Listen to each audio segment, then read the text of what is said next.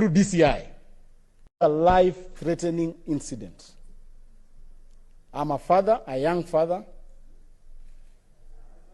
a husband, and a representative of the people of Kakamega. It is very disheartening for officers or for people to sit in a corner to think that they can take away my life. I would like to take this opportunity, Chair, to humbly request this committee and the Inspector General to take note that I have said this time and again, that my life is in danger. I have written enough letters. I have called officers in this republic. They have not taken any action, even to give me extra security. It is sad for me to walk around the streets of Kakamega and Kenya knowing that I'm going to die the following day, Mr. Chair.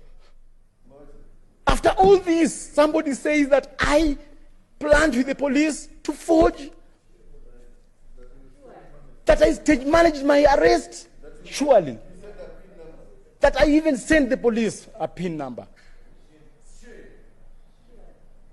Mr. Chair, I carry a heavy heart with me.